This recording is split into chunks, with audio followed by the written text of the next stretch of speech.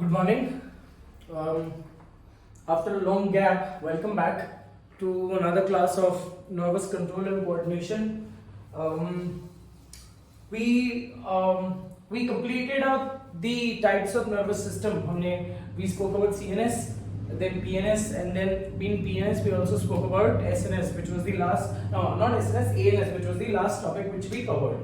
Right. So from now onwards, you will not have a stipulated time slot का lecture. You might have concept related lecture. Now for example, nerve physiology. Nerve physiology को हमको कितना time लगेगा वो पूरे एक video में हम sum up कर लेंगे. Right? If it is half an hour, then also it is fine. If it is 1 hour, then also it is fine. If it is more than 1 hour or more than 1.5 hour, still we have to stick to that particular concept. Right? We will take up a concept and we will complete that particular concept, and that will be the end of the video. Cool. So we have a small topic which has been left, that is Pavlov's experiment. We will come back to that after we are done with this. Cool. वो last के section में पढ़ लेंगे synapses and reflexes and all. Right? So now we have to understand what is nerve physiology. मतलब majorly when you talk about nerves, what do you understand by the word nerve? They are nothing but the collection, है ना. हमने बात किया था कि nerve जो है, nerve is nothing but collection of the filamentous processes. Now when you talk about a nerve is surrounded by epineurium. Correct? Epineurium, nerve के अंदर अगर आप देखोगे तो there are bundle of nerve fibers, and these nerve fibers which you constitute, these nerve fibers are nothing but the filamentous process of your neurons. Specifically when you say it is axons, and at few places there might be synaptic bodies, that is ends of the axon and initial part of the dendrite. तो हमने ये भी बात किया था that nerves, अगर मैं axons की collections को बात करूं, axon के collection को मैं nerve बोलूंगा only in the case of PNS. Axon का collection in case of CNS is called as tract. So now what we are understanding in this particular section is how is electrical impulses produced and it is transported to various parts of the body, and at how is it influencing that target organ or that target part. Cool. So nerve का मतलब आपको समझ में आ गया है. Nerve क्या है? It is collection of collection of axons. Cool. So now when you talk about properties, physiology, primary function क्या है नर्व्स का? Transmission of electrical impulses. अब this is automatically when you say it is so strange that your body का fluids, your body का electrolytes predominantly your sodium and potassium, these two principal ions, they are responsible to generate an electric current in your body, and that electric current is transported via the tubes, and those tubes are your nerves. So they are transported via these tubes, these nerves, and they bring about a particular type of activity with respect to the surrounding. Correct? Now when you talk about humans are highly sensitive to a lot of things. Right? We are highly conscious. We have a very developed brain. We are conscious with respect to external surroundings. We understand. Our understanding capacity is comparatively greater than that of those animals. Right. So ऐसे कुछ चीजें हैं जो हमको बहुत ज्यादा developed तरीके से दी गई है, कुछ चीजें हैं जो हमको बहुत ज्यादा लेस डेवलप्ड तरीके से दिया गया है. Like for example, when you talk about your eyesight is not very strong with respect, it diminishes with respect to your age. When you were born, your eyesight was not very strong again, and when you die, your eyesight is not very strong. So बोलने का मतलब ये है, you're born with little amount of thing and you die with little amount of characteristics, right? So now when you talk about nerve physiology, important function क्या है? इसका important function है it is to transport electrical impulses. But what is so special about these nerves कि ये ही ऐसे cells है जो electrical impulses transport कर सकते हैं. So for understanding that, we need to understand the properties of nerves. Right? So properties of nerves. The first primary property which you talk about is called as excitability or also called as irritability. In simple words, irritability है ना, आंख में कचरा गया तो आंखों में irritation होता है. That is because your cornea है ना, आंखों का जो ट्रांसपेरेंट रीजन है, that cornea has nerve endings. So बोलने का मतलब क्या है, these corneas they have nerve endings, and when nerve endings which are extremely sensitive to dust particles. The moment dust particles enters into your eye, it basically creates it creates an electrical impulses which reaches to your brain, and your brain finally sends up motor impulses, because of which you start blinking largely. You increase the velocity of blinking, you increase the number of blinks per minute.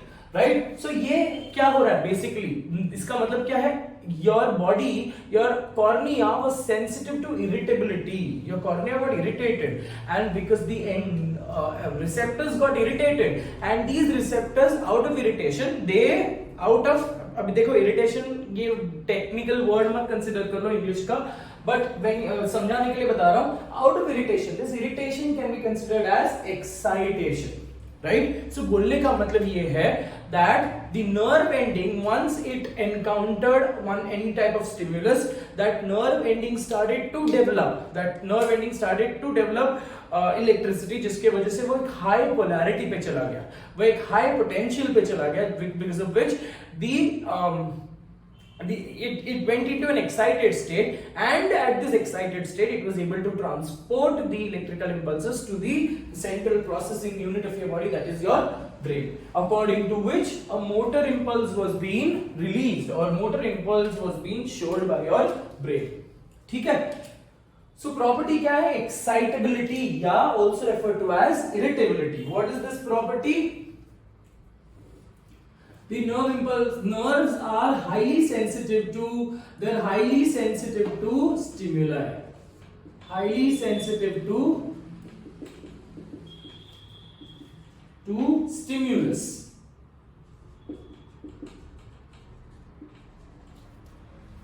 ठीक है. So when you talk about stimulus can be seen outside the body. The stimulus can be seen or experienced from outside the body, or it can be also experienced inside. ठीक है. So जो outside stimulus है बेटा, that can be mechanical stimulus, मतलब touch किया तो एक mechanical stimulus है, mechanical. It can be chemical, है ना, with respect to your smell, chemical. It can be mechanical, chemical, heat, temperature से एसोसिएटेड हो सकता है, right. It can be associated with pressure, it can be associated with light, etcetera. Right. So outside stimulus, मतलब for example mechanical stimulus की अगर मैं बात करूं तो any particular needle prick, that is a mechanical stimulus, है ना. Chemical stimulus की बात करूं तो स्मेल है, टेस्ट है. हीट स्टिमुलस की बात करूं with respect to, again with, अगर कोई skin receptor senses extreme small increase in the temperature, right. Pressure है with respect to pressure के टाइम पे your eardrums, technically कान थोड़ी सी बंद हो जाती है because of the, to balance that internal and external pressure, right. And then it is light, which is successfully able to produce a type of vision, and you can observe things very clearly. So excitability, it is highly sensitive to stimulus, and this stimulus can be experienced from outside or it can be experienced inside also. अब inside में stimulus क्या होगा, inside के ये सब stimulus receive नहीं होंगे. So when you talk about these nerve to nerve connections, so that would be difference in the polarity, difference in the electrical polarity.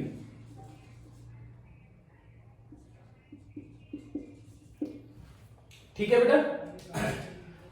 So they are highly sensitive to stimulus, and as in type of the stimulus, मतलब अगर थोड़ा सा heat है, for example अगर the temperature बहुत ज्यादा हमको feel होता है ना, अगर हम फॉर एग्जाम्पल अगर हम कोई गर्म चीज पे हाथ लगाते हैं, है ना, इफ द टेम्परेचर ऑफ गर्म चीज अगर बहुत ज्यादा गर्म है तो the response will be according to that, है ना, हम तुरंत हाथ पीछे खींच लेंगे, मतलब you can understand the contraction, the durability और strength of contraction is faster and quicker.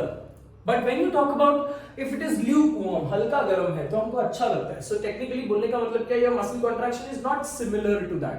सो इधर यहाँ पे in the first case heat was able to produce, that strong heat was able to produce a higher stimulus, it was able to generate a greater amount of impulse, whereas when you talk about the milder version of the heat, it was able to produce a smaller version of response. So here the stimulus के हिसाब से तुम्हारा response बदलता है, right? That also is very well understood with respect to your conscious and subconscious state. When you're conscious, you're able to perceive all the type of stimulus with the same, मतलब technically all the type of stimuli with the same amount of response. But same stimuli अगर मैं subconscious state में experience करूँ, my body will not be able to produce the same type of response as it was showing for the conscious at the conscious state. ठीक है, so it is highly sensitive to stimuli, and with respect to the stimuli it produces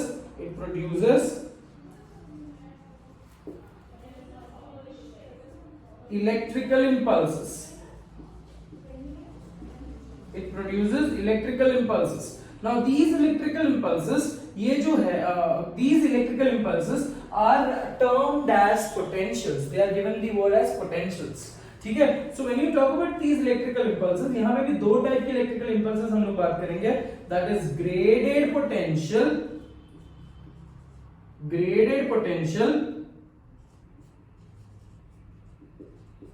and action potential.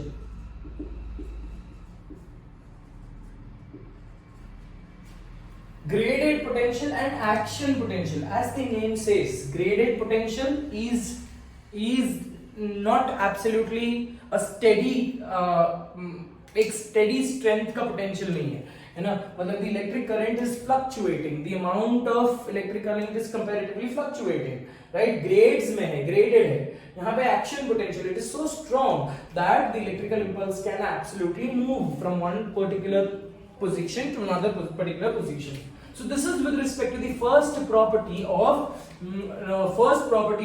nerves.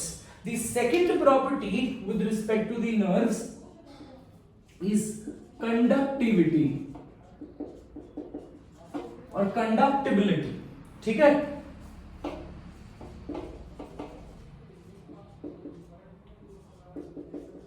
so the ability, conductibility का मतलब क्या है, the ability to conduct the electrical impulses, जिसको मैं potential बोलूंगा, action potential बोलूंगा.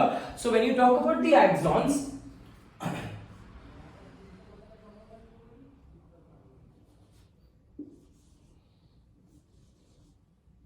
now again this is a rough diagram which I am trying to draw.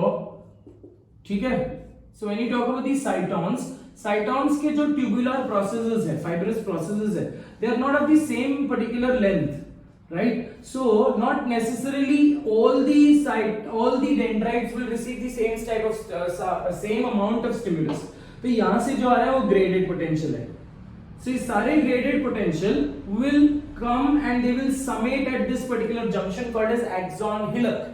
ठीक है, axon hillock is the junction between cyton and axon. So ये सारे जो electrical potential है, सारे जो electrical impulses है, all of them will get added up here. They will get summated here, and these graded potential will generate action potential, right? Once they generate action potential is of considerable strength, right? So graded potential variable है, action potential variable नहीं है, because action potential is formed by summation of these graded potential. Once these action potential is generated at the axon hillock, it cannot stay at the axon hillock for a long period of time.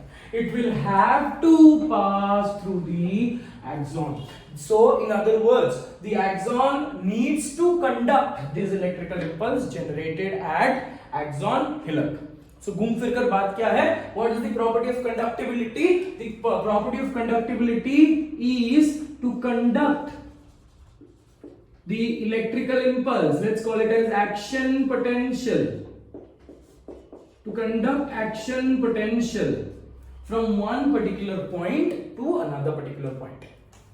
ठीक है, सो पूरे sequence में पहले excite होगा, excite होने के बाद graded potential produce होगा, ग्रेडेड पोटेंशियल ऐड होकर क्या बनेगा, एक्शन पोटेंशियल बनेगा बेटा, और ये action potential will be conducted through the axon. So that is one more property, it can not stay at that particular point of generation, it will have to move to the point of destination.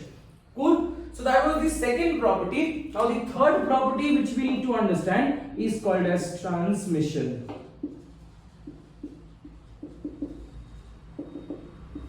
Now transmission बोलता है that the electrical impulses or the action potential which was being conducted throughout the length of the axon, it cannot remain, it cannot end there.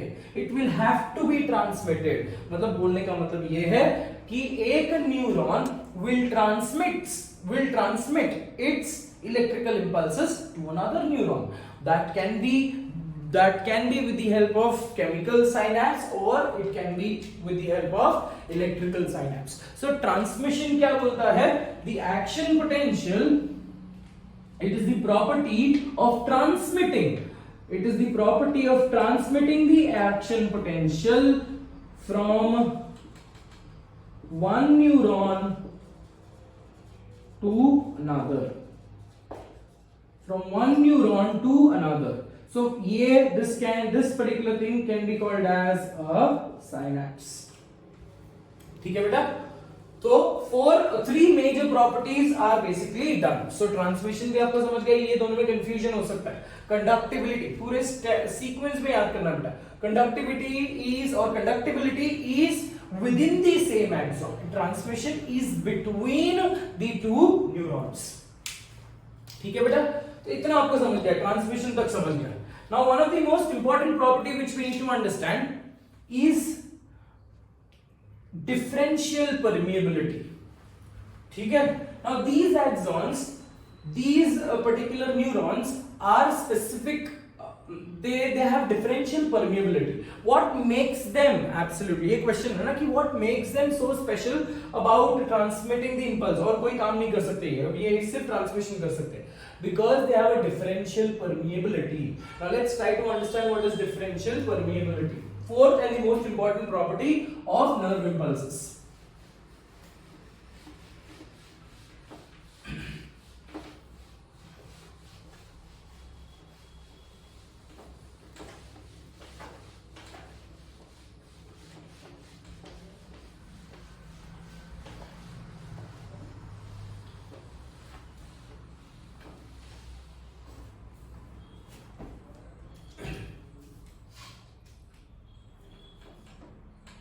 Fourth property is differential permeability.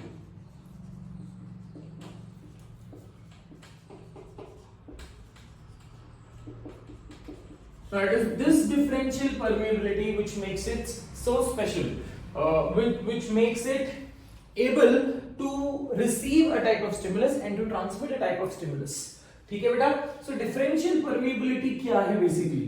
When you talk about the axon, अब ये axon बहुत सारे collections में होंगे, ठीक है? ऐसे बहुत सारे axons होंगे, correct? और ये axons के बीच में there will be open spaces, there will be interstitium, correct?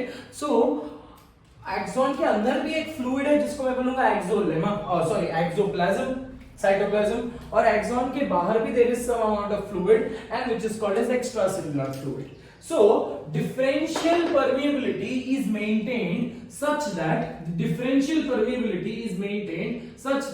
in the ICF concentration of potassium is more. ठीक है? ICF में कौन ज्यादा है बेटा? हमेशा याद रखना है आपको, ये बहुत इंपॉर्टेंट स्टेटमेंट है. ICF में कौन ज्यादा है? हमेशा there will be increased potassium concentration. Whereas when you talk about ECF में कौन ज्यादा है? Increased sodium. So बाहर कौन ज्यादा है? सोडियम ज्यादा है और अंदर कौन ज्यादा है? पोटेशियम ज्यादा है. ठीक है? So when you talk about potassium in this particular case, ECF में, it is 25 to 30 times more than in ECF. मतलब ऐसा नहीं है बेटा कि ICF में सिर्फ पोटेशियम होगा, ऐसा नहीं है कि ECF में सिर्फ सोडियम होगा. There will be, because ultimately these are ions, right? So there will be, but the amount, ठीक है, ICF में पोटेशियम भी होगा, सोडियम भी होगा, बट अगर मैं अमाउंट की बात करूं तो number of potassium ions will be more as compared to that of sodium ions. So it is 25 to 30 times more than that in the ECF. ECF में पोटेशियम के कंपैरिजन में ECF में पोटेशियम के comparison में 20 to 35 times ज्यादा है in the ICF. Similarly, this is 10 to 15 times. This number can change with respect to the books which we refer. 15 times more than that in the ICF. ठीक है बेटा? अब ये maintain कैसे कर रहा है? This is the ultimate conclusion. कि अगर मैं ECF बोलूं तो ECF में कौन ज्यादा है? Predominantly there will be potassium. अगर मैं ICF बोलूं, उल्टा बोला मैं, my mistake. अगर मैं ICF बोलूं तो predominantly कौन ज्यादा होगा? पोटेशियम. अगर मैं ECF बोलूं तो predominantly कौन ज्यादा होगा? सोडियम. ठीक है? So this is differential permeability. So now when you talk about the permeability, ये मेंटेन कौन कर रहा है? Why is this particular thing concluded finally? So this differential permeability, it is maintained by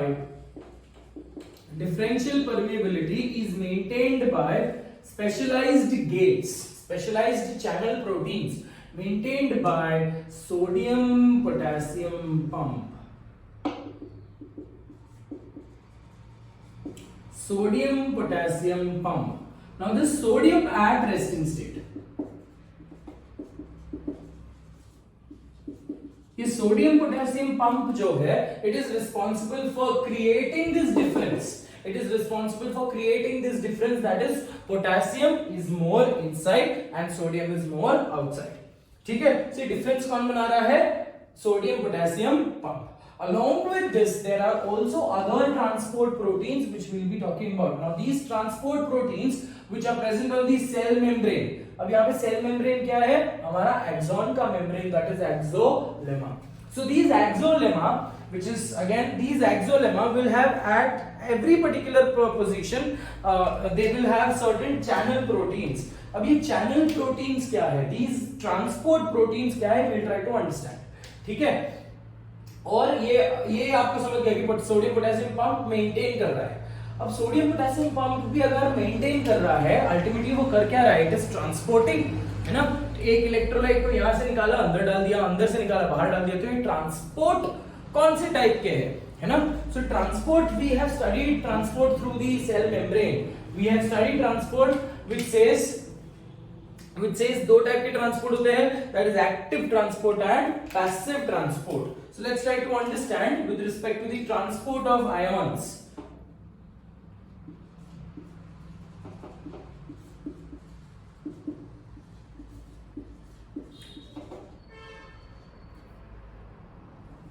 ठीक है? So transport of ions via electrolytes. Transport of ions can be taking place. It can take place by two particular methods. One is called as passive transport and the other is called as active transport. Passive transport and active transport. Basic difference हमको पता है कि passive transport और active transport में basic difference क्या है? Active transport involves the use of ATP, that is the basic difference. Apart from this, what is the other differences? Active transport is against concentration gradient. मतलब it does not follow the general rule. And what is that general rule? From high concentration to low concentration. So it does not follow the general rule. It follows an opposite way, that is from low concentration to high concentration. And that is why it requires ATP और energy, है ना?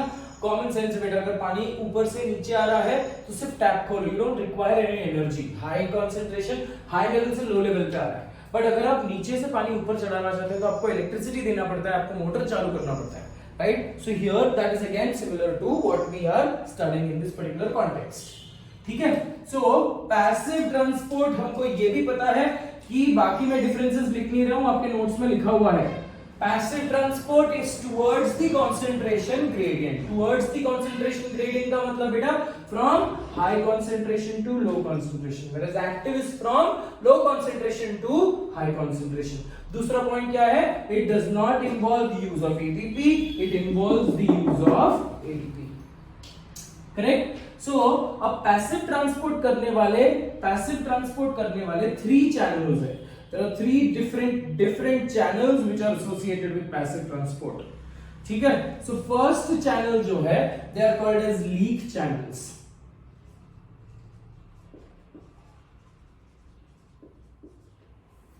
ठीक है? The second type of channel which is being seen is called as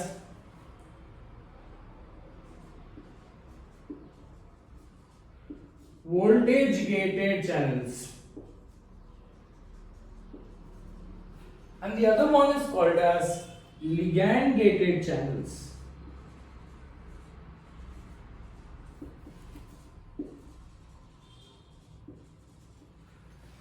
ठीक है? तो passive transport करने वाले कितने चैनल्स है, कौन से कितने टाइप के चैनल्स है बेटा? Something called as leak channels, something called as voltage gated channels and something called as ligand gated channels. अब कॉमन सेंस से आपको ये समझ में आ जाएगा, लीक चैनल्स मतलब हमेशा ये प्रोटीन मॉलिक्यूल से हमेशा लीकिंग होते रहेगा, हमेशा there will be transport of electrolytes which is be taking place, ये undoubtedly, hence they called as leak channels. So leak channel sodium के लिए भी है, लीक चैनल्स पोटेशियम के लिए भी है, ठीक है? सो अब लीक चैनल्स कैसे हैं बेटा? Leak channels are always open, they are always open, correct? So मतलब टेक्निकली जैसे कंसंट्रेशन ग्रेडियंट है, कंसंट्रेशन ग्रेडियंट कैसे मेंटेन है बेटा कि आईसीएफ में कौन ज्यादा है? आईसीएफ में पोटेशियम ज्यादा है, और ईसीएफ में कौन ज्यादा है? सोडियम ज्यादा है। तो ये लीक चैनल्स क्या करेंगे? हमेशा सोडियम को बाहर से अंदर लेके आएंगे और पोटेशियम को अंदर से बाहर लेके जाएंगे, right? So they are comparatively when you say leak channels they are always open, ठीक है? अब when you talk about the number of leak channels are comparatively they are more for potassium. Leak channels are more for potassium. कहां पे present होते हैं leak channels और कहां पे प्रेजेंट होते हैं सारे चैनल्स? कहां पे प्रेजेंट है? एक्सोनल मेम्ब्रेन के ऊपर, दैट इज एक्सोलेमा के ऊपर, right? So when you talk about the number of these leak channels are more for potassium and comparatively less for sodium. इसलिए एनसीईआरटी में एक स्टेटमेंट दिया हुआ है, ये स्टेटमेंट में बच्चे गलत कर जाते हैं बिकॉज वो कंसिडर करते हैं सोडियम पोटेशियम पंप, है ना? अब सोडियम पोटेशियम पंप कैसा बोल रहा है बेटा? 3:2 है ना? 3 सोडियम के लिए 2 पोटेशियम, 3 सोडियम बाहर से अंदर आया, 2 पोटेशियम अंदर से बाहर गया। सो यहाँ पे 3, if you say which particular, अगर एक क्वेश्चन आया the axonal membrane is greatly permeable to sodium और पोटेशियम, तो बच्चे यहाँ पे दिमाग लगाते हैं सर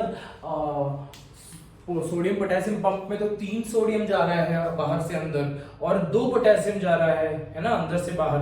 सो ये तो this should be more permeable to sodium. बेटा one particular thing which we need to understand, ये हम नहीं बोल सकते it is more permeable to sodium because the permeability is with respect to single, एक ही पंप से 3 और 2 का एक्सचेंज हो रहा है। मतलब हियर व्हेन यू से ऐसा एक एक करके नहीं जा रहे, तीनों एक साथ जा रहे हैं और 2 एक साथ जा रहे हैं, right? So we cannot say that sodium is more permeable. So जब कंटिन्यूअसली चीजें चलती रहती है, जब कंटिन्यूअसली ड्रिप होते रहती है, दैट इज व्हेन वी से इट इज मोर परमिएबल और लेस परमिएबल।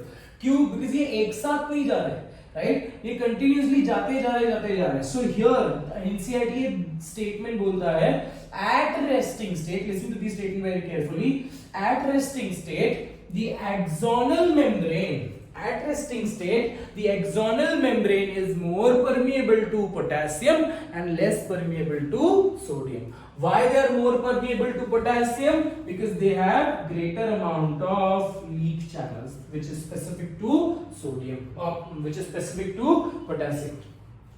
ठीक है बेटा, I repeat. What are why do we say that it is the at resting state the axonal membrane is more permeable to potassium as that of sodium. ठीक है, it is more permeable to potassium as that of sodium. ये statement है NCERT में, आपको reason पता चल गया क्यों, that is because of the leak channels. ठीक है, वोल्टेज गेटेड चैनल, नाम बता रहा है वोल्टेज गेटेड चैनल, ऐसा चैनल जिसका गेट वोल्टेज की वजह से खुलेगा. Right? Here it does not require any stimulus. Here they require these channel proteins. They require a specific type of voltage, change in the voltage, change in the potential, जिसके वजह से वो gate खुलेंगे. Right? So voltage gated channels जो है, they are also of two types: sodium gated channel and potassium gated channel. ठीक है, sodium gated channel क्या होंगे? Sodium gated channel will open the sodium gates. मतलब टेक्निकली अगर voltage का change होगा, वोल्टेज का एनी पर्टिकुलर चेंज होगा, तो सोडियम के गेट खुलेंगे. तो सोडियम हमेशा मूवमेंट कहां से कहां पे होगा बेटा? पैसिव ट्रांसपोर्ट है. सो सोडियम का movement from ECF to ICF. ठीक है, whereas अगर पोटेशियम का गेट खुला तो कैसे खुलेंगे? पोटेशियम का gate will always open with respect to movement of potassium from inside to outside. Very clear बेटा, है ना? तो voltage gated channel they will open with respect to change in the voltage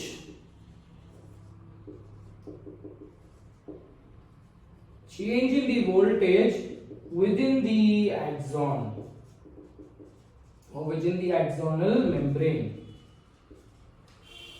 ठीक है, तो गेट खुलने के लिए वोल्टेज का रिक्वायरमेंट है. Whereas यहाँ पे ligand gated channel हमने न्यूरोमस्कुलर जंक्शन में पढ़ा था, ligand gated channel, the gate will open only if a ligand, only if a moiety, a chemical moiety will bind to that particular channel, जिसके वजह से चैनल का कॉन्फर्मेशन चेंज होगा and the channel is said to be open. ठीक है, so यहाँ पे it opens with respect to binding of a ligand. Here ligand is your acetylcholine, majorly acetylcholine. ठीक है, ये आपको समझ गया, ये हमेशा खुले रहेंगे. और movement is absolutely simple since we are talking about passive transport में from high concentration to low concentration, इसमें तो कंफ्यूजन नहीं होना चाहिए. कहां पे हाई कॉन्सेंट्रेशन होता है सोडियम का? ECF में. कहां पे हाई कॉन्सेंट्रेशन होता है पोटेशियम का? ICF में. दैट इसमें कंफ्यूजन नहीं होना चाहिए. ठीक है, कंफ्यूजन अगर होगा तो भी वो क्लियर कर लो. एक स्टेप बाय स्टेप में जाना बेटा. लीक चैनल समझ गए, वोल्टेज गेटेड चैनल समझ गए आप, और लिगैंड गेटेड चैनल समझ गए. Ligand gated channel is specifically seen in synapse. ठीक है, जहां पे एसिटाइलकोलिन आकर बाइंड होता है और that electrical impulse, same volume of electrical impulse, it is being transported via this particular junction by chemical messenger, and that chemical stimulus is nothing but acetylcholine. Very clear on that? So passive transport हो गया. अब active transport involves ATP, right? So active transport involves the uses ATP, which is the energy source. Also it is against the concentration gradient.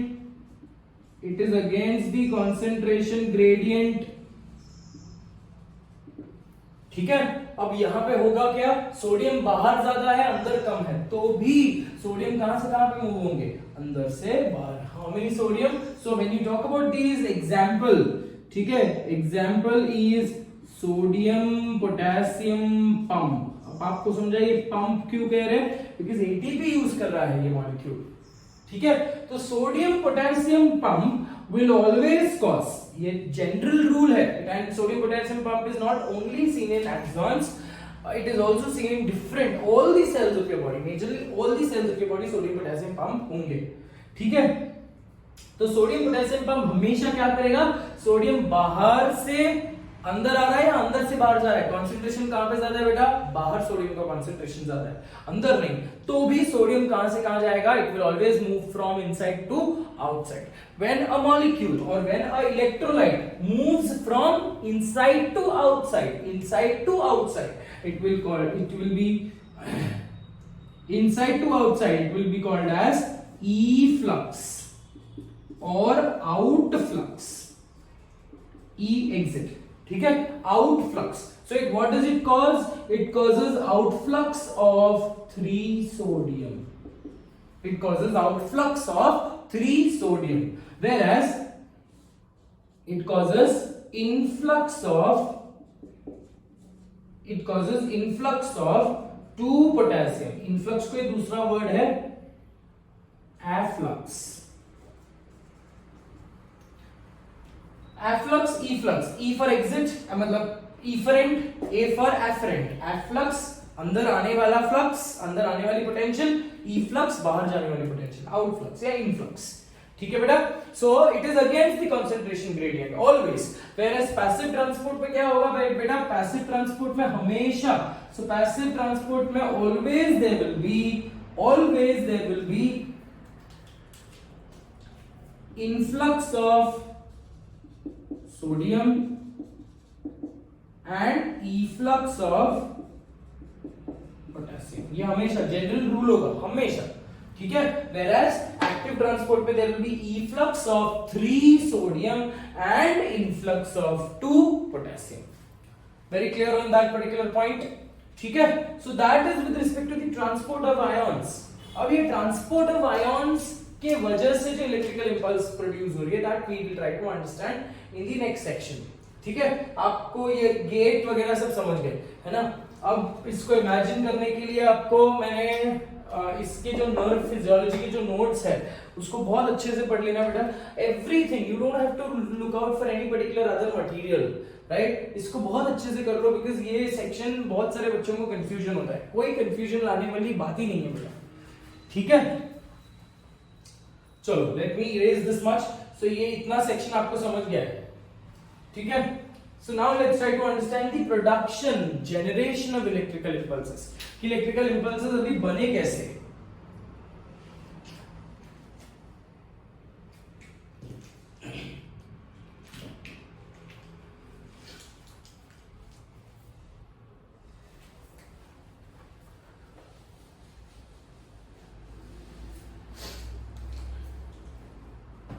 So now when you talk about the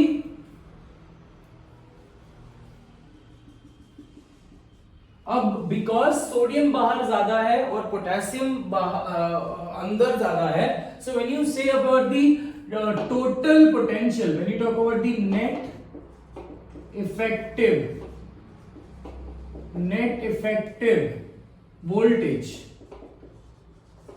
अब ये voltage क्यों है, this voltage is due to presence and absence of electrolytes. ठीक है, that is sodium and potassium. अब ये net effective voltage जो है that comes down to, that is nothing but your resting membrane potential and that comes back to 70 millivolt, 70 millivolt.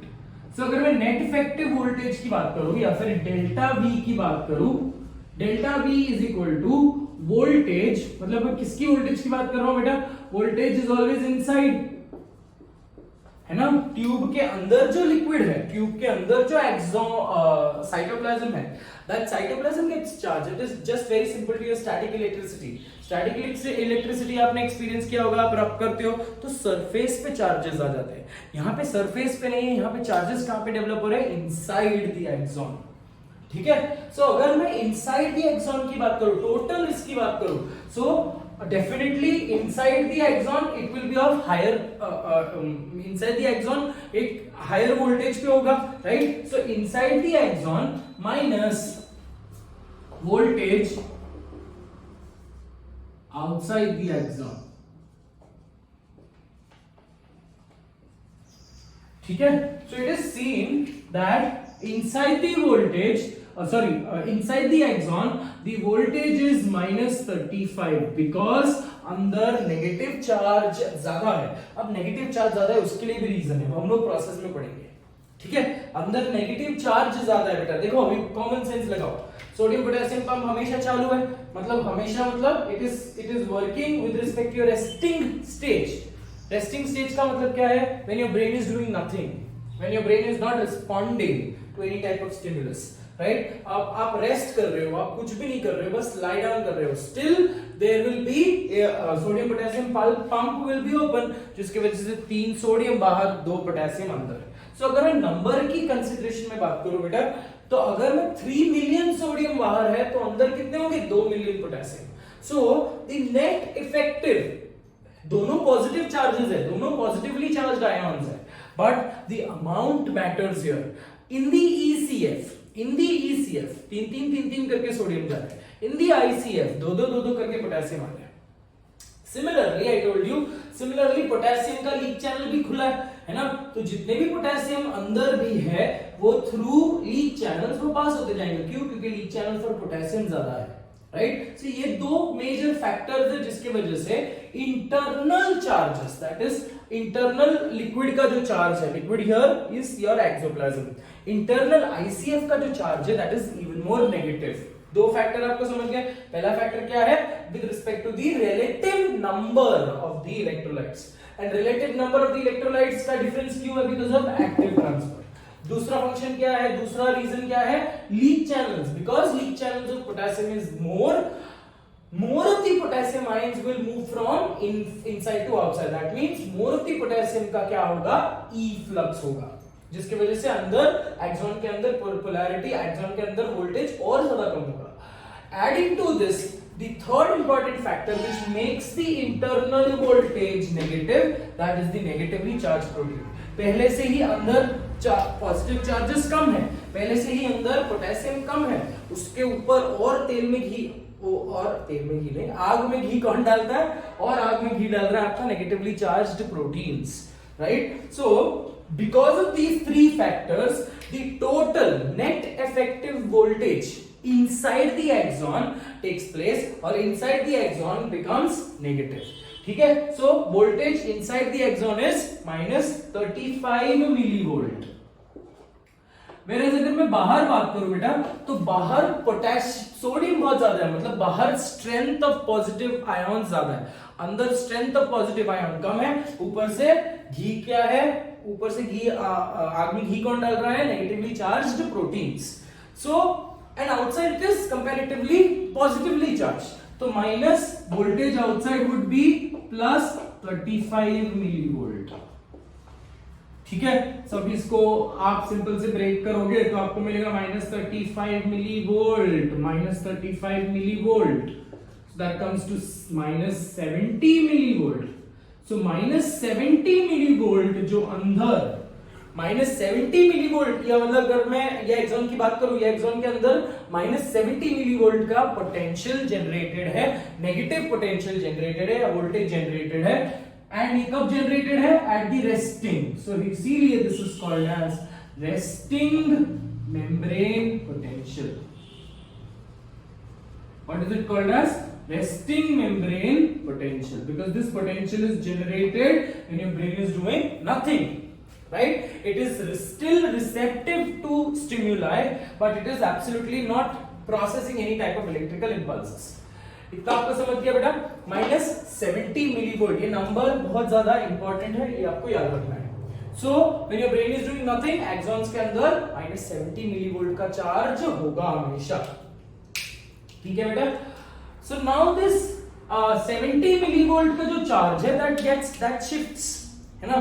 अगर ये 70 millivolt का charge होना चाहिए अंदर, ये एक्सॉन के अंदर, ठीक है, एक्सॉन के अंदर, this is the hollow tube, no, axon के अंदर फ्लूइड जो है वो फ्लूइड के अंदर there should be amount of electrolytes, and जिसके वजह से the total polarity will come back to -70 millivolt, है ना। आपने बचपन में सिंपल सेल का एक्सपेरिमेंट पढ़ा होगा। What is simple cell? एक डायरेक्ट HCl का बीकर रहता है, फिर 2 रॉड्स होते हैं, जिंक का, कॉपर का, और बल्ब लगाते हैं, है ना। तो automatically when you place these two rods in that particular solution, in that particular ionizing solution, automatically the bulb glows, right, or lights up. Now how is the bulb getting lit up? Because of the chemical ions. ये chemical ions ultimately influence करेंगे the flow of electrons, and these flow of electrons will lead to electricity. Similar process यहाँ पे हो रहा है बेटा, ठीक है। यहाँ पे भी इलेक्ट्रोलाइट्स ही है, ये सोडियम पोटेशियम ही है, जिसके वजह से बॉडी के अंदर मतलब एक्सॉन के अंदर एक इलेक्ट्रिकल इंपल्स जनरेट होगा, very similar to your simple cell, ठीक है। So -70 millivolt is the resting membrane potential. Coming back to resting membrane potential now, ठीक है। अब ये resting membrane potential is subjected to change, it can always change, ठीक है। अगर अब वो चेंज क्यों होगा? फॉर एग्जाम्पल अगर मैं ये बात कर रहा हूं, एक ये एक्सॉन है, लेट्स से फॉर एग्जाम्पल ये एक्सॉन को यहां से कोई स्टिमुलस आया, तो because of that external stimulus the polarity of this much reason, the polarity of only this much reason, इसके not throughout the axon, only this particular section जो axon है उसकी पोलैरिटी शिफ्ट हो जाएगी, right. And अगर polarity shift हो गई, right, and if that is considerable, that change in the polarities, that change in the internal potential is considerable strong, तो वो आगे बढ़ पाएगा, ठीक है। now this resting membrane potential it changes, and ये change क्यों होगा? with respect to certain stimuli, ठीक है। so now when you talk about the types of stimuli or stimulus, एक मिनिमम अमाउंट इलेक्ट्रिसिटी प्रोड्यूस करने के लिए, एक्साइटेशन करने के लिए और एक्साइटेशन करने के बाद इलेक्ट्रिक इंपल्स को फ्लो करवाने के लिए there should be a certain volume of strength और certain volume of voltage which should be produced. ये एक सिंपल सी बात है बेटा, सिंपल सा कॉन्सेप्ट है। With respect if there is a pungent odour, the stimulus is so strong, and if the stimulus is so strong, the electrical impulse की velocity will be comparatively stronger। ये आप logic लग रहा है आपको। अगर स्टिमुलस ही बहुत वीक है, अगर फेंट स्मेल है, तो आपको आइडेंटिफाई करने को टाइम लगेगा, राइट। सो फेंट स्मेल है, so since the stimulus is very small, the electrical impulse की velocity will be comparatively slower. So stimulus के वजह से इंटरनल पोलैरिटी में चेंजेस का डिफरेंसेस आएगा। अगर स्ट्रॉन्ग स्टिमुलस है, सो ये -70 will become +30। Now +30 is the value for action potential, ठीक है। अगर ये -70 -60 रहा, तो कोई चेंज होने वाला है, मतलब ज्यादा स्ट्रॉन्ग स्टिमुलस है ही नहीं, तो बोलने का मतलब क्या है? इलेक्ट्रिकल इंपल्स जनरेट ही नहीं होगा। जनरेट नहीं होगा तो फ्लो क्या होगा? मतलब technically it will be remain, it will that particular stimulus, effect of that stimulus will be undetected, ठीक है। तो अब स्टिमुलस भी दो टाइप के हैं बेटा। हाँ, stimulus is of two type, one is called as threshold stimulus,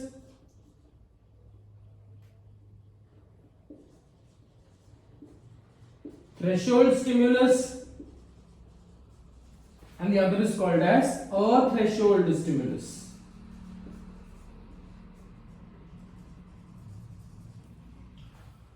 Threshold stimulus का मतलब क्या है? Threshold minimum, it is the minimum amount of stimuli required, ठीक है, minimum amount of touch.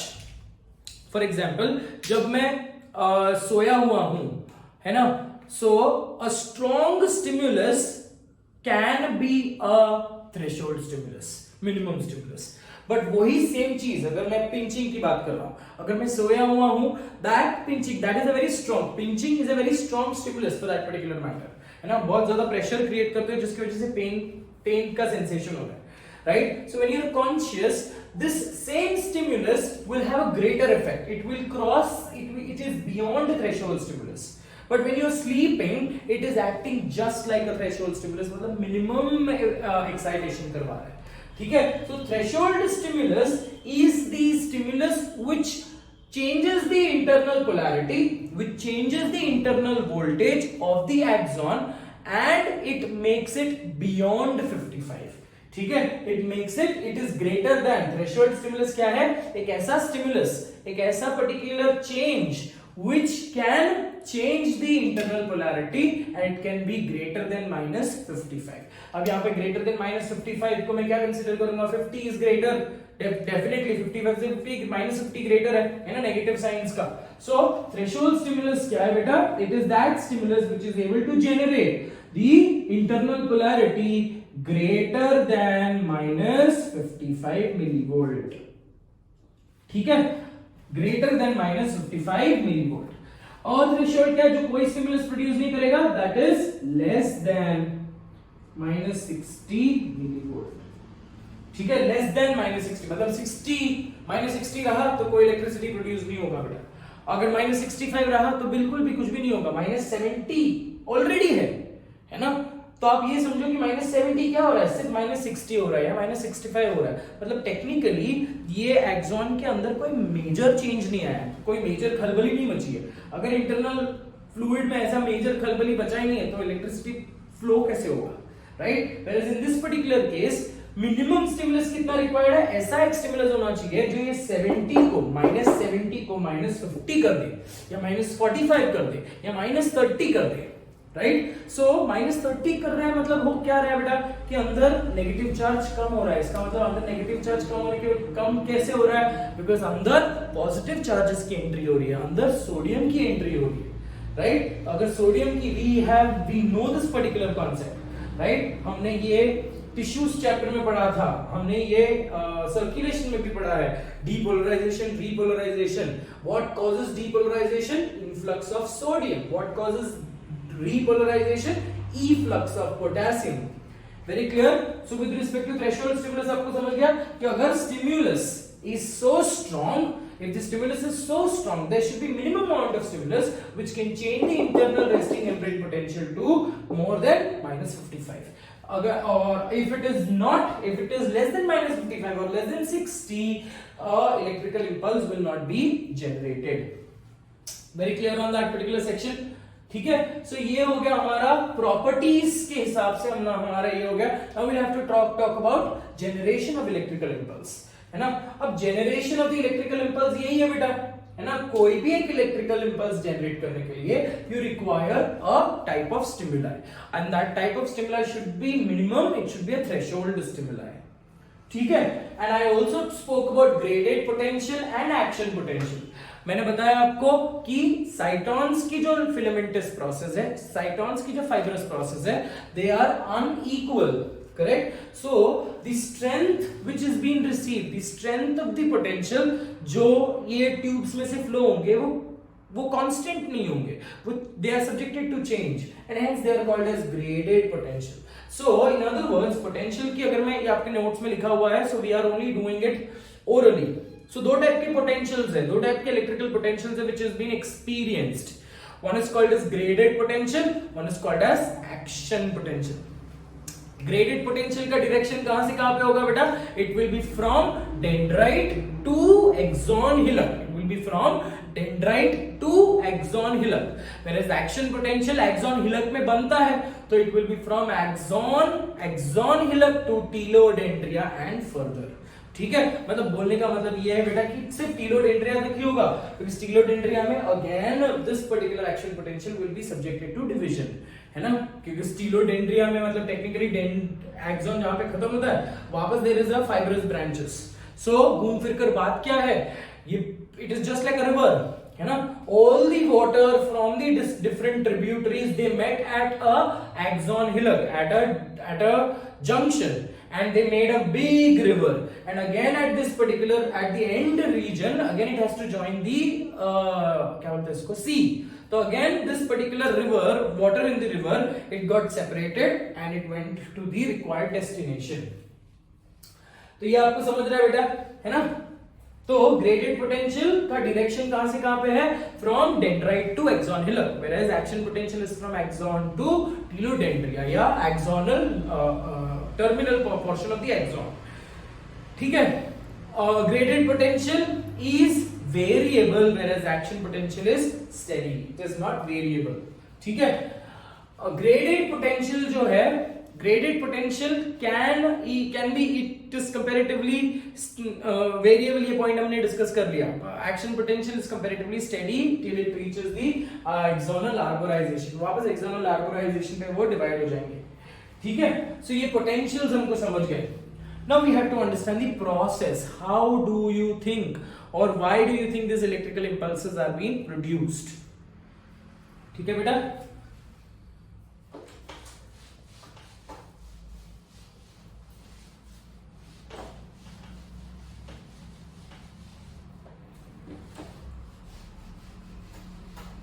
Let's try to understand the process. तीन major process है electrical impulse production का.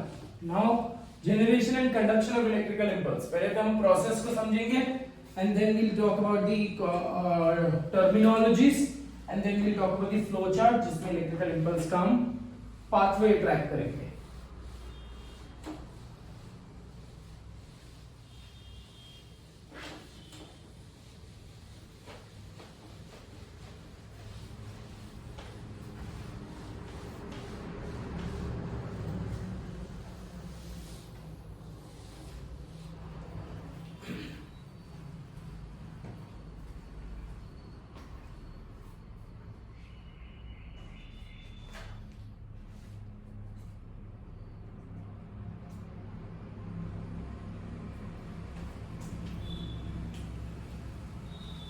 Okay.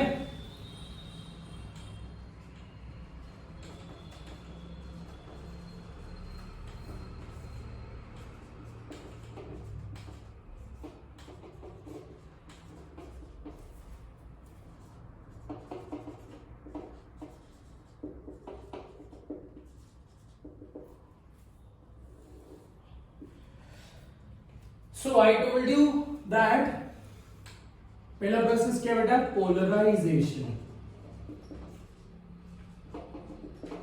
ये प्रोसेस है, ठीक है.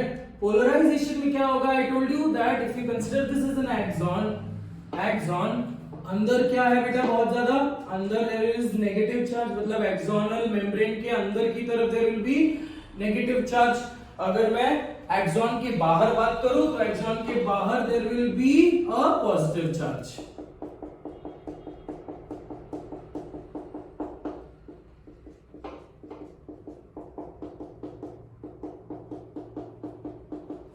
हमने जनरेशन बात कर लिया है. Now we are talking about the transmission बेटा. ठीक है, जनरेशन हो गया है. Generation is due to stimuli and stimuli की वजह से there will be change in the internal potential.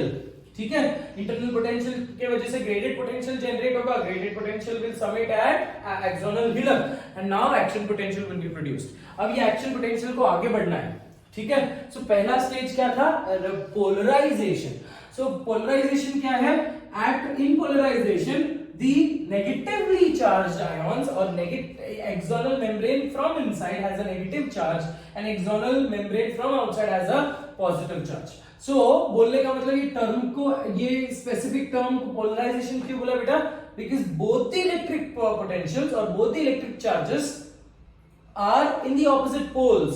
Positive charge बाहर है, नेगेटिव चार्ज अंदर है.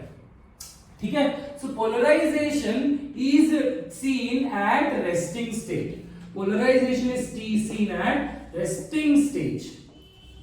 ठीक है, एंड पोलराइजेशन के वजह से, मतलब ये internal negative and external positive, polarization की वजह से the internal voltage which is generated and that is minus 70 millivolt. So minus 70 millivolt is called as RMP, that is resting membrane potential. Why is this resting membrane potential maintained at polarization? It is due to, पहला reason क्या है? minus 70. हमने ये reason बोला था, वो वापस वो रिवाइज कर रहा हूं. सो ये माइनस 70 मेंटेन कैसे हो रहा है? पहला रीजन क्या है? It is due to sodium potassium pump. तो अंदर there will be relatively less positive charge and बाहर there will be relatively more positive charge. ठीक है, सोडियम पोटेशियम पंप. दूसरा रीजन क्या है? Leak channels. Leak channels of potassium ज्यादा है. ठीक है, थर्ड ऑप्शन क्या है? Negatively charged proteins. Negatively charged proteins and ions like PO4-3. ठीक है, Hence electrical impulses, hence the internal polarity is considered to be negative and outside it is considered to be positive. This is called as polarization. And the voltage which is generated in the axon in the polarized state, the state is called as polarized state or resting state. तीनों term अलग अलग है, तीनों term में differences है, but thin line difference है. Do not get confused. Polarization is the process. ये process में क्या हो रहा है, ये चीजें हो रही है, ये चीज, ये प्रोसेस की वजह से ये पोटेंशियल मेंटेन हो रहा है. And potential is a considerable measurable volume और मेजरेबल is measurable, क्या बोलते हैं उसको, इट्स अ मेजरेबल टर्म. ठीक है, ये प्रोसेस है, ये टर्म है, और जिसकी वजह से पोटेंशियल मेंटेन हो रहा है, that is resting membrane potential. So no confusion in this particular section. ठीक है, अब ये पोलराइज्ड स्टेट डिस्टर्ब हो जाएगी. पोलराइज्ड स्टेट डिस्टर्ब हो जाता है, and then it leads to something called as depolarization. ठीक है,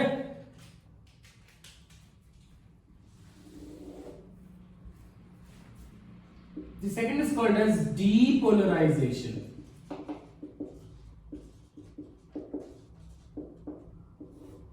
So polarization में कौन से गेट खुले वो भी लिख लेंगे हम.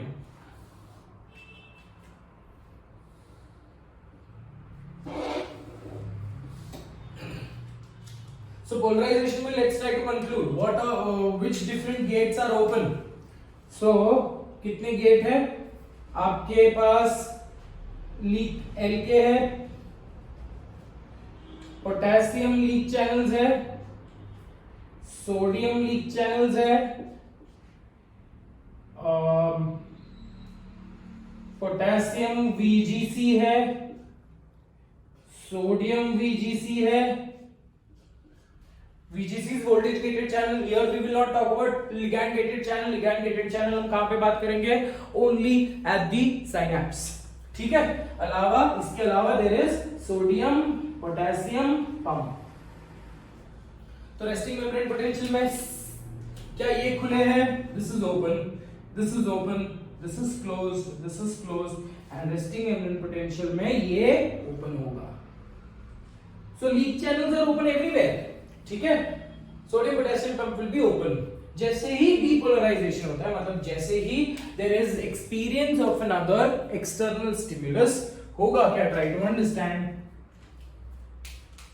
There is disturbance in the polarity. ठीक है बेटा, तो हो क्या रहा है? Try to understand here.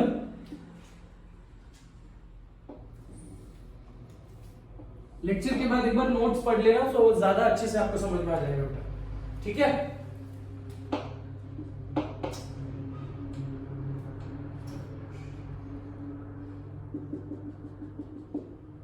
वैसे ही था, ये पोलराइजेशन का स्टेट है.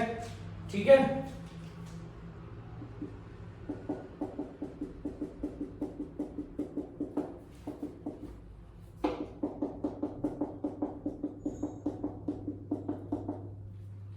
ठीक. Now imagine that this is point A according to NCERT. जो पॉइंट दिया, ये पॉइंट A है, ये पॉइंट B है. इमेजिन कर लो, और पॉइंट A पे कोई स्टिमुलस आया है. Right now, because of the external stimulus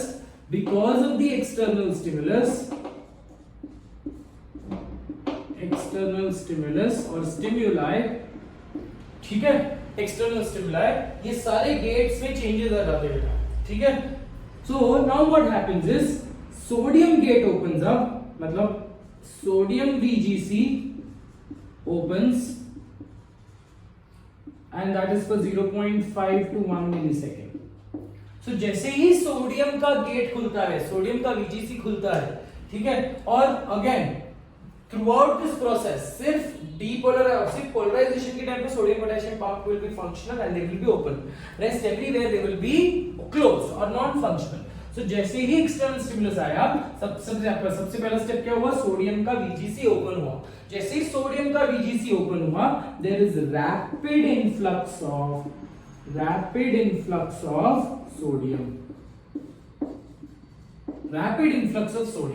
ठीक है, अब ये रैपिड इनफ्लक्स ऑफ सोडियम बाहर से अंदर आएगा. इधर आया ना स्टिमुलस, सो अंदर क्या जनरेट हो जाएगा बेटा? अंदर बहुत सारे पॉजिटिव चार्जेस डेवलप हो जाएंगे at the site where the electrical impulse was being experienced. सो अंदर because of the rapid influx of sodium तुरंत बाहर से, ये बाहर ECF से अंदर पोटेशियम सोडियम आ रहे हैं, ठीक है। तो अंदर इतने सेक्शन में through out this tube, understand, through out this axoplasm, ये पूरा एक्सोप्लाज्म नेगेटिवली चार्ज है। Only eight the point of stimulus वो पॉजिटिवली चार्ज हो रहा है बिकॉज सोडियम का VGC खुल गया वहां पे, ठीक है। सो जैसे ही सोडियम का VGC खुल गया, बाहर से अंदर आ रहा है, तो inside the axonal membrane there is development of positive charge and outside the axonal membrane there is development of a negative charge, ठीक है। अब देख लो आप, थ्रू आउट दी एक्सॉन ऐसा कंडीशन नहीं है, थ्रू आउट दी एक्सॉन बाहर sodium है, बाहर पॉजिटिव चार्ज है, अंदर नेगेटिव चार्ज है। But when you talk about the point, the area or the region where the stimulus was received, there is disturbance in the polarity such that internal positive polarity भी चली जाती है, external outside the axolemma there is negative polarity. And because this disturbance takes place, अभी आप समझ रहे हो, ये एक ही ट्यूब है ना, आप इमेजिन करो एक ट्यूब है, ये एक ट्यूब में ये ऊपर का रीजन में हाई पोटेंशियल, हाई बहुत ज्यादा पॉजिटिव चार्ज है, मतलब ये हाई पोटेंशियल पे है, ये नेगेटिव चार्ज है लो पोटेंशियल पे। तो what will happen, what is the general rule saying, the ions also they move from high potential to low potential. So मतलब बोलने का मतलब ये है बेटा कि यहाँ पे पॉजिटिव चार्ज है, अब ये नेगेटिव चार्ज है, तो ये हाई पोलैरिटी पे है, लो पोलैरिटी पे। So all these positive charge will start moving in the forward direction, replacing the negatively charged ions, ठीक है। Similarly, ये बाहर ECF के, ये बाहर पॉजिटिव चार्ज यहाँ पे, नेगेटिव चार्ज यहाँ पे, तो ये यहाँ से यहाँ पे मूव होगा, positive to negative, such that replacing the positive charge, replacing the negative charge by positive charge। मतलब बोलने का मतलब ये है, ये एक्सॉन कंसिडर कर लो, है ना, ये एक्सॉन के बाहर भी फ्लूइड है, अंदर भी फ्लूइड है, ठीक है। बट जो डिफरेंस क्या है, अंदर का जो फ्लूइड है that is negatively charge and बाहर का जो फ्लूइड है that is positively charge. But what happens at the point of stimulus, at the point of stimulus there is opening of the sodium gated channel for a fraction of second, for 0.1 to 0.5 to 1 millisecond, for fraction of second there is opening of sodium gated channel, जिसके वजह से there is influx, rapid influx of sodium at this particular junction।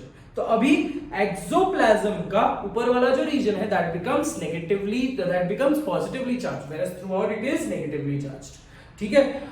Similarly ECF जो बाहर का जो fluid है, ये बाहर का फ्लूइड नेगेटिवली चार्ज होता है, whereas बाहर यहाँ पे आउटसाइड पॉजिटिवली चार्ज है। इसीलिए what will happen, to attain that stability, positive charge keeps on moving, positive charge will is at high potential, तो it will keep on moving. ये हो गया तुम्हारा electricity which generated, positive charge. और electricity produce, flow होने के लिए क्या चाहिए आपको, पोटेंशियल डिफरेंस चाहिए ना। अगर पोटेंशियल डिफरेंस नहीं होगा तो इलेक्ट्रिसिटी फ्लो होता है क्या बेटा, है ना। जैसे फॉर एग्जांपल एक बल्ब है, वो बल्ब में बल्ब जलेगा क्या, if you don't connect it to a socket, है ना।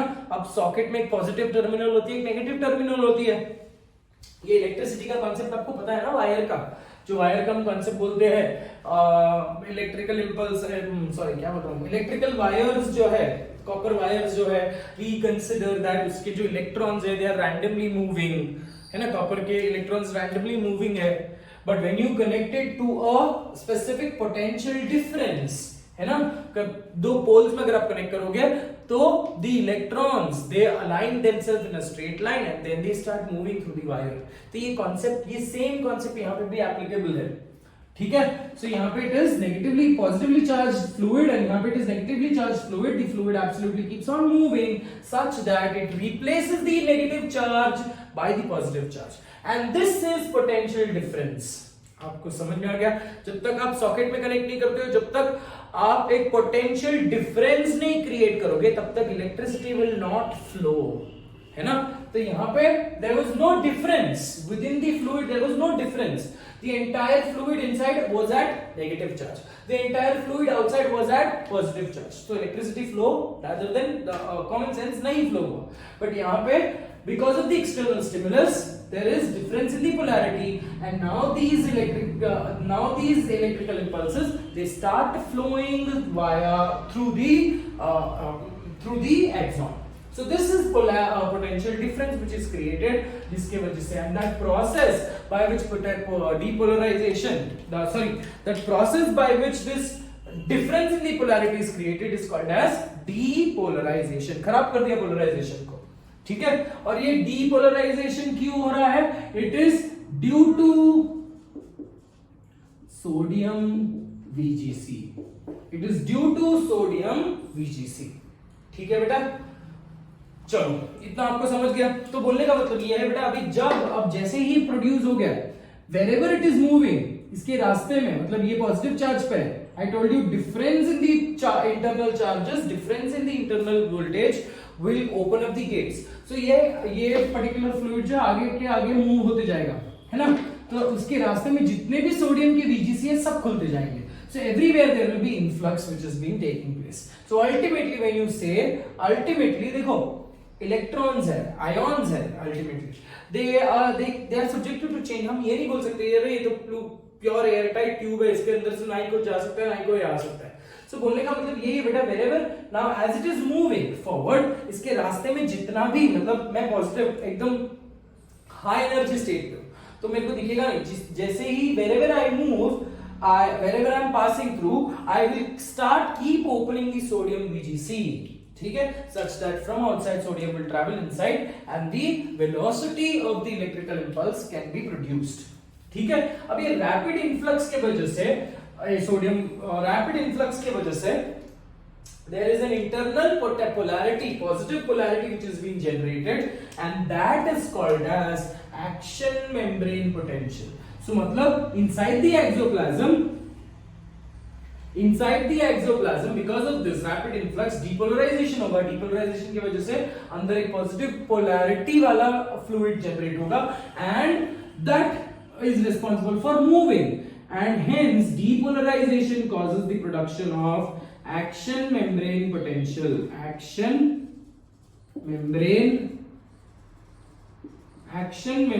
potential, and this action membrane potential is equal to plus 30 millivolt. मतलब आप समझ गए कि पहला क्या था, -70 पे था, अब देखो यहाँ पे क्या हो रहा है, प्लस 30 पे हो गया.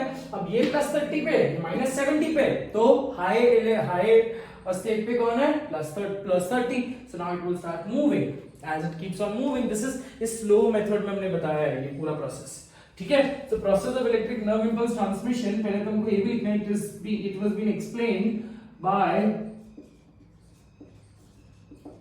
Hodgkin and Huxley. इतना समझ गया बेटा, डीपोलराइजेशन. अब इसके बाद क्या हो रहा है, रीपोलराइजेशन. ये ऐसे ही स्टेट में तो रह नहीं सकता. सो नाउ दिस पर्टिकुलर यहाँ का इतना जो फ्लूइड है आगे हो गया, आगे मूव कर गया.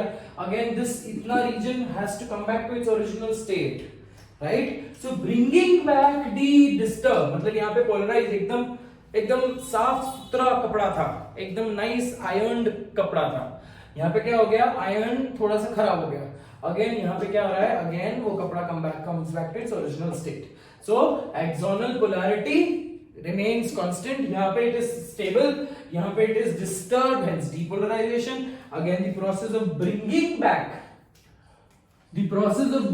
back the excited axon to the polarized state is called as repolarization.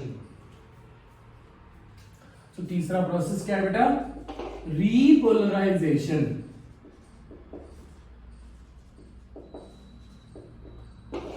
So repolarization is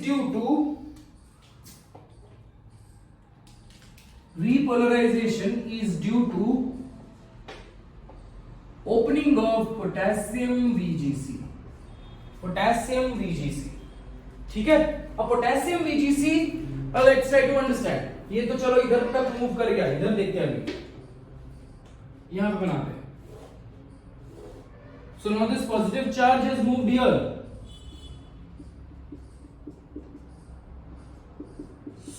slow motion में बता रहा हूं, ठीक है बेटा. और इसके आसपास there were all negative charge only. I told you the second property जो हमने बात किया था, conductibility. It generated here, but it is conducted here. So ये ठीक है, now again it comes back to negative. This process यहाँ पे generate हुआ था, this was site A and this was site B. So now the depolarization is at point B. So A को तो अपनी जगह पे आना पड़ेगा, है ना? तो वो that process of bringing back to its original state is called as repolarization, such that outside there will be negative positive charge only, जैसे पहले था, so that it is now prepared to generate, it is now prepared to receive any other stimulus. New stimulus.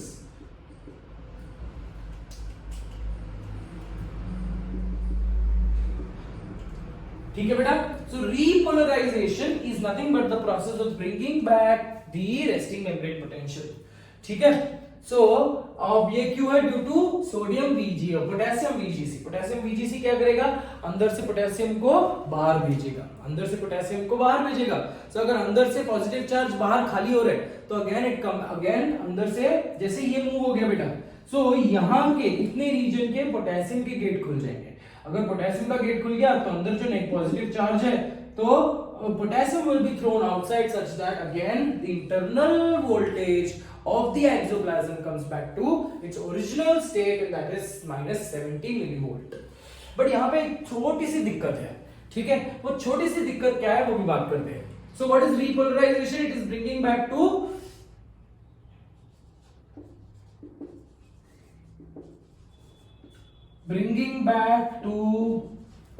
polarized state.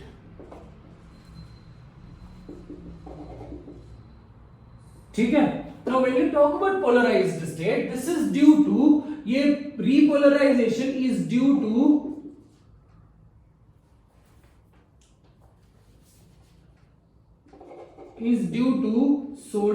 potassium VGC. ठीक है. अब potassium VGC जो है, this potassium VGC opens for an extended time and that is 3 to 5 milliseconds. Sodium का gate कितने time के लिए खुला? बहुत fraction of second, 0.5 to 1 milliseconds. ठीक है. जैसे इलेक्ट्रिसिटी जनरेट हुआ it started to move and later ये जो रीजन में पोटेशियम के गेट खुले रहेंगे for extended period of time, that is 3 to 5 milliseconds. ठीक है. तो अंदर से बहुत सारा पोटेशियम बाहर जाएगा तो अल्टीमेटली अंदर बचा क्या? सिर्फ नेगेटिव चार्जेस, मतलब कम positive charges, less positive charges. ठीक है. सो ये तो चलो रिस्टोर हो गया, but because it was open for 3 to 5 milliseconds the internal polarity was restored back to -70. But again एक दिक्कत है, ये -70 पे तो चला गया बट सोडियम पोटेशियम पंप चालू नहीं है. अगर सोडियम पोटेशियम पंप चालू नहीं होगा, ठीक है, सोडियम पोटेशियम पंप को चालू करने के लिए भी कुछ तो स्टिमुलस लगेगा बेटा. ठीक है. So at repolarization sodium potassium pump is not established, मतलब technically they don't gain the function. So अब ये कब गेन करेंगे, कब फंक्शन गेन करेंगे? जब इंटरनल पोलैरिटी क्रॉसेस, मतलब इट गेट्स डिस्टर्ब और इट इवन गोज बिलो. ठीक है. So repolarization takes place for an extended period. ठीक है. तो यहां पे क्या हो रहा है बेटा? रैपिड इनफ्लक्स हुआ. यहां पे क्या हो रहा है? Rapid efflux of potassium.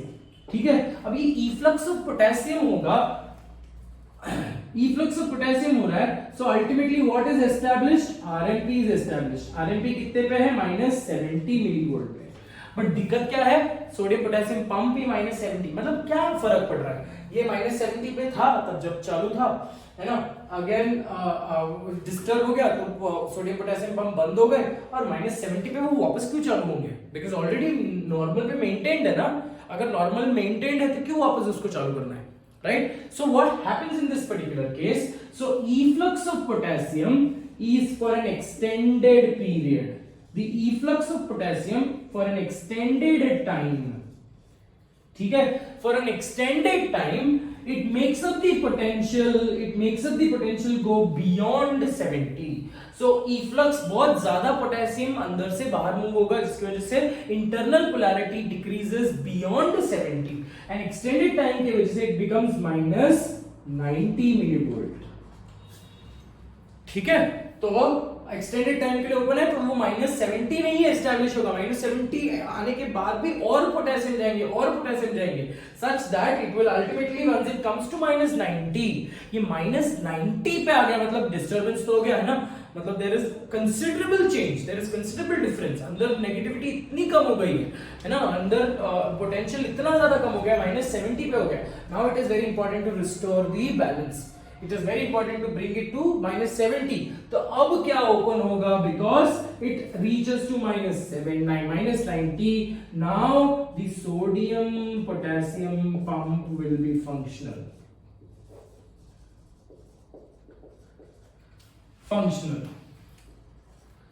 So the process of extended repolarization is called as hyperpolarization. बहुत ज्यादा ही बैलेंस लाने की कोशिश कर रहा है और बहुत ज्यादा ही पोटेशियम को बाहर फेंक दिया, बहुत ज्यादा ही कम कर दिया internal polarity, that is called as hyperpolarisation.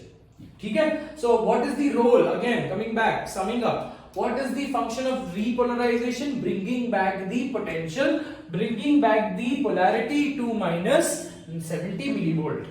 But this cannot, bringing it to -70 millivolt does not open the sodium potassium pump. ठीक है, so a repolarization takes place for an extended period of time, which leads to the extended efflux of potassium, bringing the potential or bringing the polarity to -90 millivolt. This -90 millivolt is the stimulus for sodium potassium pump to open.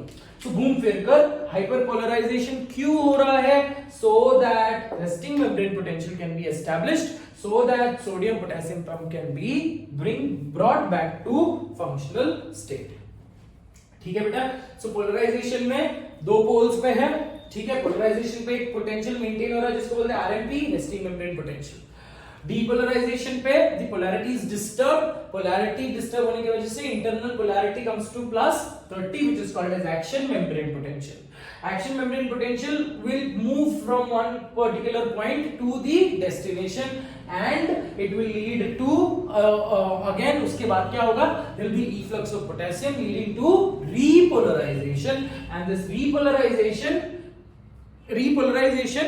is continues for an extended period of time, which is called as hyperpolarization, and hyperpolarization makes sure, or hyperpolarization is responsible for opening the sodium potassium pump, thereby establishing the polarization once again.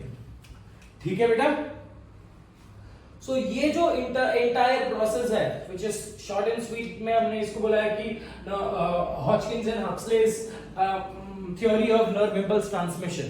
So let's try to sum up this particular nerve impulse transmission in one particular flow chart.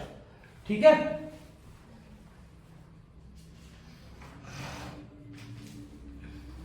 चलो let's try to understand. इसको एक flow chart के form में पढ़ेंगे.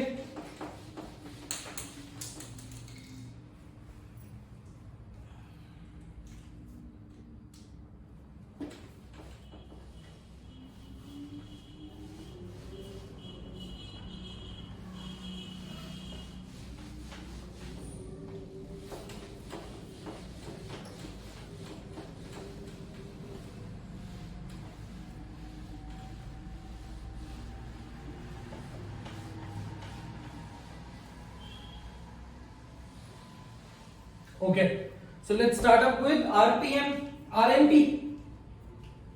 Let's start up with RMP. RMP कितना था बेटा? Resting membrane potential कितना था? -70 मिलीवोल्ट. ठीक है, so -70 मिलीवोल्ट की वजह से now this is, उसके बाद क्या हुआ? There was threshold stimulus.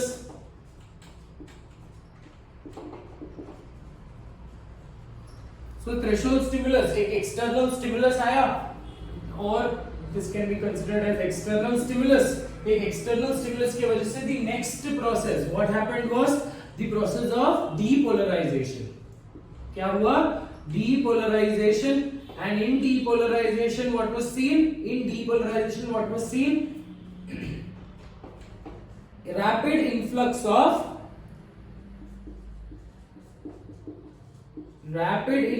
of sodium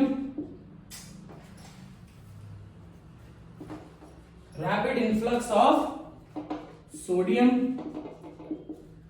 this rapid depolarization में क्या हुआ, rapid influx of sodium, this rapid influx of sodium is responsible for production of AMP, action membrane potential, which is plus 30 millivolt. फिर क्या होगा बेटा, transmission of AMP या AP across the axon, ठीक है। उसके बाद क्या होगा, repolarisation, and in repolarization what is happening, efflux of potassium, ठीक है, efflux of potassium, again potential comes to minus 70 millivolt,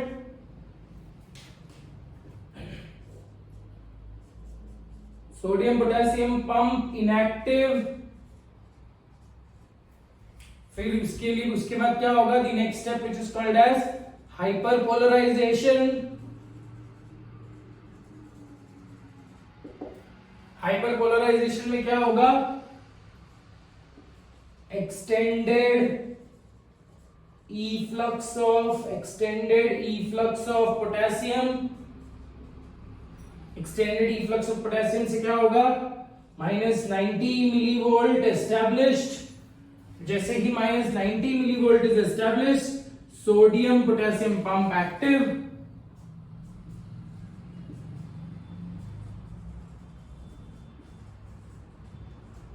sodium potassium pump active होने के बाद वापस क्या होगा,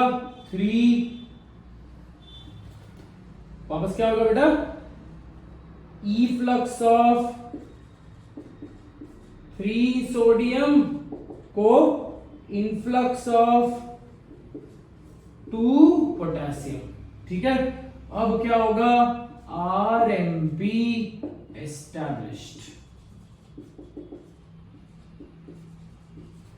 RMP established, and RMP कितना है बेटा, again coming back to minus 70 millivolt, ठीक है बेटा। तो पोलराइजेशन, ये एकदम पूरा डीपोलराइजेशन और ट्रांसमिशन, यहां से यहां तक repolarisation, and the process till from repolarisation से लेकर यहां तक, ये पूरा जो स्टेप है ना, रीपोलराइजेशन क्यों हो रहा है, because the neuron wants to prepare itself for the next impulse, next subsequent impulse. So इसीलिए रीपोलराइजेशन से एस्टैब्लिश हाइपरपोलराइजेशन, उसके बाद जैसे ही पोलराइजेशन तक द टाइम पीरियड रिक्वायर्स, जब तक यहां तक नहीं पहुंचेगा तब तक नया इंपल्स नहीं आएगा। सो the time period between two particular electrical impulses or action potentials is called as refractory period, ठीक है। refractory period is the time required for the neuron to attain the polarized state such that it is sensitive or susceptible for the next stimulus. so ये period को मैं क्या बोलूंगा बेटा, refractory period.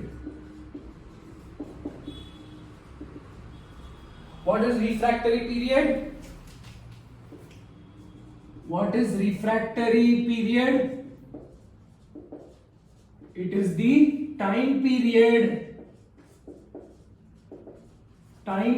between two action potentials. It is time period between two action potential, or it is the time period required. It is the time period required for establishing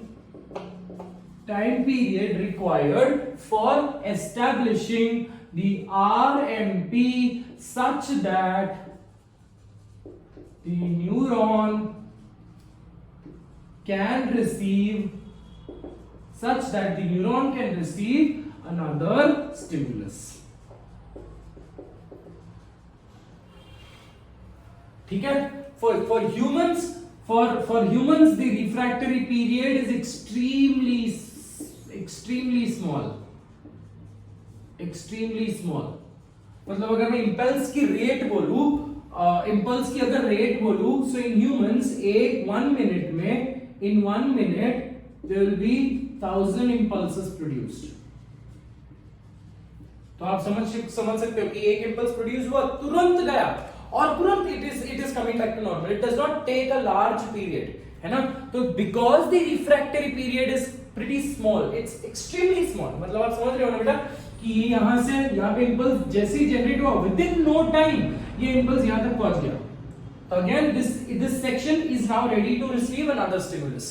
so since the refractory period is very small, मतलब आप समझ रहे हो जैसे ही आप touch कर रहे हो आगे बढ़ रहा, सो अगेन ये खाली हो गया, सो नया स्टिमुलस के लिए इट इज एब्सोल्युटली रेडी, है ना। सो इसीलिए the impulses are always in a forward direction. क्यों? क्योंकि जैसे ही वो खाली हो गया दूसरा स्टिमुलस आ रहा है तो वो धक्का मारते जा रहा है। एक तो स्टिमुलस, एक तो पोटेंशियल आगे चला ही, ठीक है, ये खाली हो गया दूसरा स्टिमुलस आ गया, ये खाली हो गया दूसरा स्टिमुलस आ गया। So in other words new stimulus is responsible for generation of new action potential and that new action potential is it keeps on firing, है ना। अपने नेट वगैरह में देखा रहेगा ऐसे कैसे हम डिपिक्ट करते हैं, अगर नेट में वगैरह में नहीं, मतलब अगर मैं एनिमेशंस में बात करूं, नर्व इंपल्सेस को हम कैसे डिनोट करते हैं। सो आपने वो देखा रहेगा, एक ट्यूब, एक पर्टिकुलर एक्सॉन की एक जगह पे ऐसे शिमर दिखती है, ऐसे लाइट दिखती है, and that shimmer absolutely keeps on moving till the end. तो जैसे ये खत्म हो तो एक नया इंपल्स आ जाएगा, जैसे ये खत्म हो एक नया इंपल्स आ जाएगा, right. So because the refractory period is pretty small, very small, refractory period is very small, the impulses they always tend to move in a forward direction, ठीक है। impulses always tend to move in a forward direction। इसका reason क्या है बेटा? refractory period, short refractory period। very clear on that? ठीक है। So on that particular context एक section है, एक छोटा सा मैंने आपको एक्सरसाइज दिया हुआ है इस पे इंटरनेट पे, अपने तुम्हारे नोट्स पे, we'll discuss that, but for now I think it is more than 1.5 hour, so you will probably get back to sleep, है ना, लेक्चर के बीच में। so we will stop or we will wind up today's lecture in this particular section, ठीक है। in the next class we will do a quick recap of this particular section and there is again ये सिर्फ recap होगा, और recap के बाद we will try to understand synapse, and synapse के बाद में जो छोटे मोटे Pavlov's experiment ये टॉपिक है ये खत्म कर लेंगे। So for nerve physiology I wanted 2 lectures and subsequently आज के lecture में ये हमने complete कर दिया। in the next lecture that is tomorrow we can continue or complete the nerve physiology, ठीक है बेटा। so that is all for today, take care of yourself, God bless you, बस I have nothing to say, thank you।